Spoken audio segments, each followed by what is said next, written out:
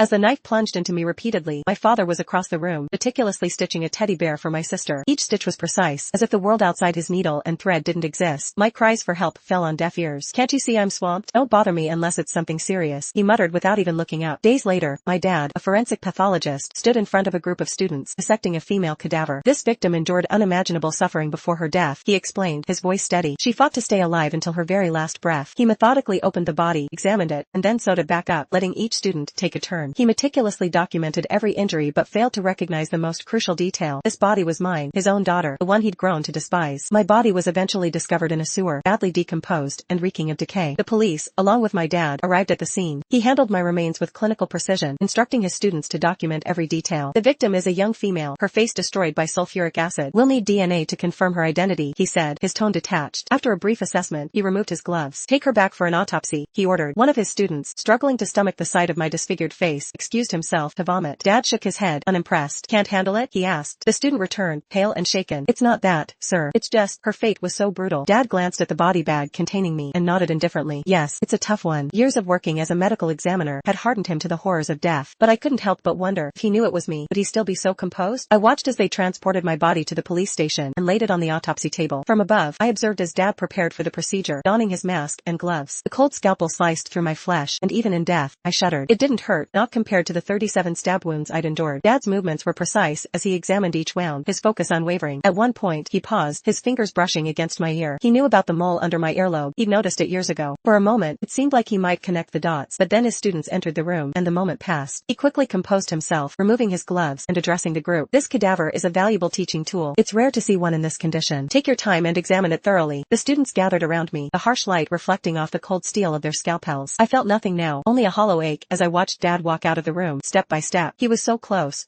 to realizing the truth. When the autopsy report was released, even the seasoned police officers were shaken. It detailed the horrific abuse I'd suffered, multiple fractures, 37 stab wounds, and ultimately, death by suffocation. My face had been disfigured with sulfuric acid, and my fingerprints had been erased. Tony Smith, the head of the criminal investigation team, closed the report with a mix of sorrow and anger. "This is inhuman," he muttered. Dad's expression remained neutral, his years of experience keeping his emotions in check. "Our priority is to identify the victim and find the killer," he said calmly. Tony noticed a pink thread on Dad's sleeve and asked about it. Dad's stern face softened briefly as he pocketed the thread. "Sophie's teddy bear lost an ear. I sewed it back on recently," he explained. Tony raised an eyebrow. "You, the guy who dissects corpses, can also mend toys?" Dad shot him a wry look. "Stitching is my specialty, you know that." Tony smirked. "Isn't Sophie a bit old for a teddy bear?" Dad's tone turned firm. "No matter her age, she's still my little girl, and she's been without her mother since she was young. I owe it to her to make up for that loss in any way I can." As Dad turned to leave, Tony grabbed his arm. "Harper, you've got 2 daughters. You're great with Sophie. Why not show Emily some of that kindness?" At the mention of my name, Dad's face darkened, and he pulled away. "Don't bring her up. She's no daughter of mine." Tony sighed. "I know you're still torn up about your wife's death, but Emily was just a little girl back then. It wasn't her fault." "Enough." Dad cut him off sharply. "Intentional or not, wasn't it all her doing? She killed her mother. She's wrecked Sophie's life. She's been nothing but a curse on our family. I will never forgive her." With that, Dad stormed out, leaving Tony behind. They had been comrades for years, but because of me, there was no mercy. I crouched on the ground, my ghostly form curled up in despair. If only I could tell him I didn't kill Mom. Unable to leave this world, I followed Dad home. Sophie greeted him with her pink teddy bear, beaming with joy. "Dad, did you fix it?" He caught her in a steady embrace, his smile warm. "I did. You like it?" "I love it. You're the best, Dad." They sat down to dinner, the atmosphere filled with warmth and affection. Sophie stirred her food and asked casually, "I haven't seen Emily in a while. I wonder what she's up to now." Dad's smile vanished instantly. "Focus on your meal. Why bring her up? Even if she's dead outside, it's none of our concern." Sophie tried to soften him. "Dad, you shouldn't talk like that. She's still my sister." Dad slammed his fork down. "She doesn't deserve to be your sister. You are my only daughter." Sophie hugged him, patting his back. "Okay, Dad has only one daughter, and that's me. I won't bring her up again." Dad finally calmed down and nodded. Sophie glanced at the family photo on the wall. My face was covered by a sticker in that photo. She smiled slightly to herself, content that Dad had affirmed her place. Only if I vanished from this world could she live without a shadow over her. The year Sophie was born was filled with joy for our family. My parents told me, as the older sister, to treat Sophie as precious as the apple of my eye. Ever since I was a child, I would let her have the best of everything, placing her needs above my own life. Sophie relied on me heavily, always saying I was the most important person in her world. So when she accidentally knocked over a candle and set the house on fire, she sobbed, begging me not to reveal the truth. At 15, I carried my 10-year-old sister out of the blazing house, my legs scorched by the flames. I thought I had done something heroic, but we were unaware that our mother, who had just come home from a night shift, was asleep in the bedroom. My mother perished in the fire. It wasn't until after the firefighters extinguished the flames that they discovered her charred remains. When Dad learned what happened, he broke down and blamed me entirely. "It's all your fault. How could we have raised a daughter who would bring such tragedy? You've killed your own mother." I was left defenseless, with only my tears to speak for me. I wanted to tell him it wasn't my fault, that Sophie was the one who had lit the candle. But I had promised Sophie I would keep her secret. secret, especially as she was hospitalized with severe trauma from the fire. I couldn't say a word. In the pouring rain, Dad left me behind, as if I were nothing more than a stray dog. Eventually, Tony couldn't stand by and watch. He took me in. I was barred from attending my mother's funeral and was not allowed to say goodbye. I bowed deeply towards the direction of the crematorium until my forehead bled. I know I failed my mother and my father. After the funeral, Sophie hugged me. "Thank you for not ruining my life," she whispered. She also cautioned me. "The incident is in the past now. Don't ever bring it up with Dad. Keep to the story as we've told it. Only the dead keep their secrets," a fact both Sophie and I knew all too well. Maybe her desire to kill me started years ago, but I never saw it coming. I thought taking the blame could heal our family and maybe get us back to the good old days. But as time went by, Dad's hatred for me only deepened. So on the anniversary of Mom's death, I'd vanish for a while, this year included. Early this month, I moved in with my childhood buddy, Kelsey, to avoid upsetting Dad. But then, out of the blue, I got a call. It was the kidnappers, demanding ransom for Sophie. Sophie screamed on the phone, "Emily, save me." She insisted, "Come alone, or they'll kill me." Being a forensic pathologist's daughter, I was mentally prepared for such scenarios. I went alone with the ransom to the specified abandoned factory. There, I found Sophie, unharmed, standing with several burly men she had hired. My blood ran cold. Sophie pointed at me and coldly ordered, "That's her. Get rid of her, and leave no trace." My own sister, whom I've cared for all my life, ready to betray me so cruelly. What happened next is a blur. An extreme pain people tend to forget. All I remember is not wanting to die, desperately gasping for air. I struggled, leaving a trail of blood as I crawled, trying to call Dad for help with my smartwatch. The calls went through, but were disconnected repeatedly. Dad wasn't answering. Sophie's hired thugs smashed my watch, taunting, "Still trying to call for help? Are you asking for death?" The boss said it's all fair game, just finish her off. They stabbed me mercilessly and broke my arms and legs as I tried to crawl forward, but I still clung to life. There was something I still hadn't told Dad.